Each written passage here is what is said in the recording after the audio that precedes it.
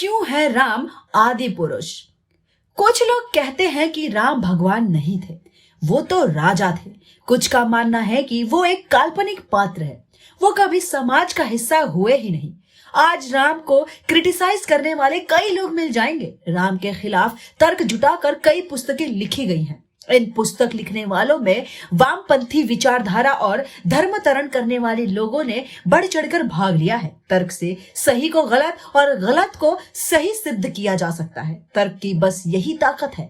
ओम राउत की आदि पुरुष इन्हीं तर्कों से पर्दा उठाने आ रही है। जो लोग मानते हैं कि राम का अस्तित्व नहीं था, तो ये आदि पुरुष समाज को कैसे मिला? बात वाल्मीकि जी के समय की है, जब रामायण 6 कांडों की ही होती थी। उसमें उत्तर कांड नहीं होता था। फिर बौद्ध काल में उसमें राम और सीता के बारे में सच झूठ लिखकर उत्तर कांड जोड़ दिया गया।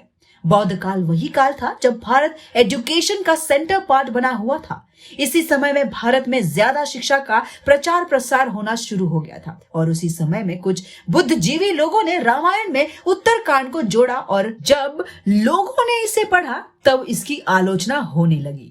उत्तरकांड रामायण का 7वां कांड है। इसमें यह बताया गया है कि राम, सीता, लक्ष्मण और समस्त वानर सेना के साथ राम अयोध्या वापस पहुंचे, जहां राम का भव्य स्वागत हुआ।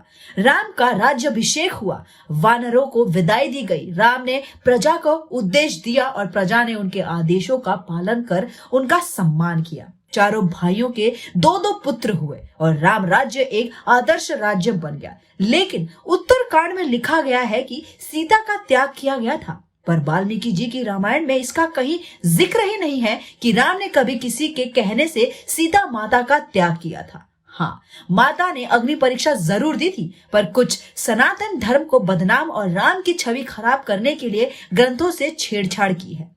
उस समय से ही इस कांड पर विद्वानों ने घोर विरोध जताया था। लेकिन इस उत्तरकांड के चलते ही साहित्यकारों, कवियों और उपन्यासकारों को लिखने के लिए एक नया मसाला मिल गया और इस तरह राम धीरे धीरे बदनाम होते गए। इसी उत्तरकांड को वाल्मीकि जी ने लव कुश कांड नाम से लिखा था। उत्तरकांड की क्या असलियत थी, ये आदि पुरुष में दिखाया जाने वाला है।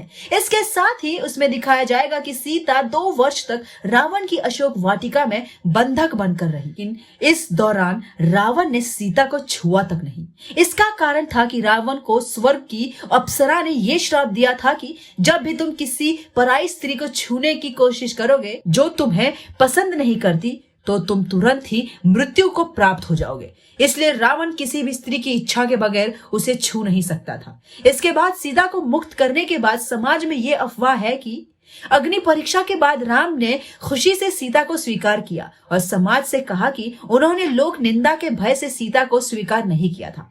किंतु अब अग्नि परीक्षा से गुजरने के बाद यह सिद्ध होता है कि सीता पवित्र है, तो अब किसी को इसमें कोई शंका नहीं होना चाहिए। लेकिन इस अग्नि परीक्षा के बाद भी समाज में तरह तरह की बातें बनाई जाने लगी।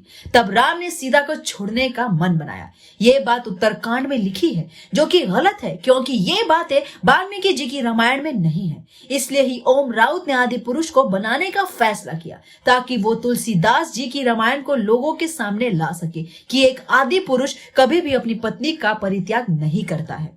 रिसर्चर्स कहते हैं कि हमारे इतिहास की यह सबसे बड़ी भूल थी कि बौद्ध काल में उत्तरकांड लिखा गया और इसे वाल्मीकि रामायण का हिस्सा बना दिया गया।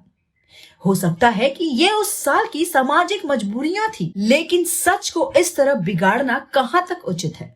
इसके बाद भी आदि पुरुष रामायण पर बेस्ड बनाई जा रही है, शायद क्योंकि हिंदू धर्म के आलोचक खासकर राम की जरूर आलोचना करते हैं, क्योंकि उन्हें मालूम है कि राम हिंदू धर्म का सबसे मजबूत आधार स्तंभ है। इस स्तंभ को गिरा दिया गया तो हिंदू धर्म को बदलना और आसान हो जाएगा। इसी नीति के चलते धर्मनिरपेक्ष ताकतों के साथ मिलकर राम को एक सामान्य पुरुष घोषित करने की साजिश की जा रही है। वो कहते हैं कि राम कोई भगवान नहीं थे, वो तो महज एक राजा थे। उन्होंने समाज और धर्म के लिए क्या किया? वो तो अपनी स्त्री के लिए रावण से लड़े और उसे उसके चंगुल से मुक्त करा कर लाए। इससे वो भगवान कैसे हो गए? लेकिन भगवान राम को मर्यादा पुरुषोत्तम कहा गया है, अर्थात पुरुषों में सबसे श्रेष्ठ उत्तम पुरुष या पहला पुरुष जो आदि पुरुष कहलाता है, जिससे ही हिंदू धर्म का वंश आगे बढ़ा। राम ने अपने वनवास के दौरान देश के सभी आदिवासी और दलितों को संगठित करने का कार्य किया और उनको जीवन जीने की शिक्षा दी। इस दौरान उन्होंने सादगी भरा जीवन जिया। उन्होंने देश के सभी संतों के आश्रमों को राक्षस लोगों के आतंक से बचाया।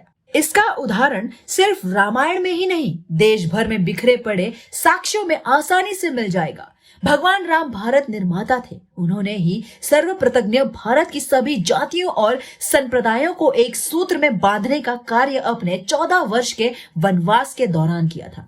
इसलिए ही उन्हें आदि पुरुष कहा जाता है, जिसे लोगों तक पहुंचाने का प्रयास ओम राउत कर रहे हैं।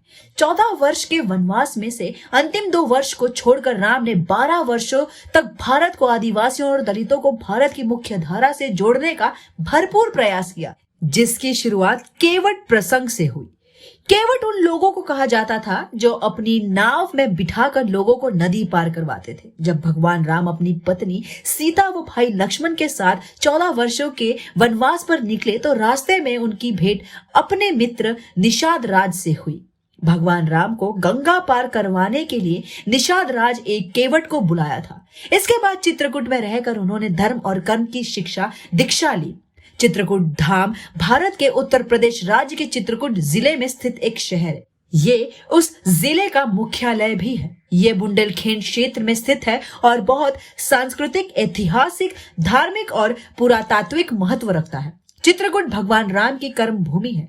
भगवान राम ने वनवास के 11 वर्ष चित्रकूट में बिताए थे। चित्रकूट मंदिरों का शहर और धार्मिक स्थल है।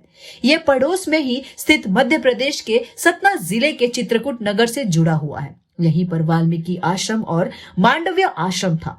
यहीं पर से राम के भाई भरत उनकी चरण पादुका ले गए थे। चित्रकूट के पास ही सतना में अत्रिय क्षत्रिय का आश्रम था। इन सभी जगहों को आदि पुरुष में दिखाया जा सकता है। ऐसे ही कई और रहस्य हैं जो आदि पुरुष में दिखाए जा सकते हैं, जिसकी बात हम आने वाले पार्ट में करेंगे। आज की वीडियो आपको कैसी लगी हमें कमेंट्स में जरूर बताइए। हम फिर मिलेंगे एक नई वीडियो के साथ। तब तक खुश रहे और सेफ रहे।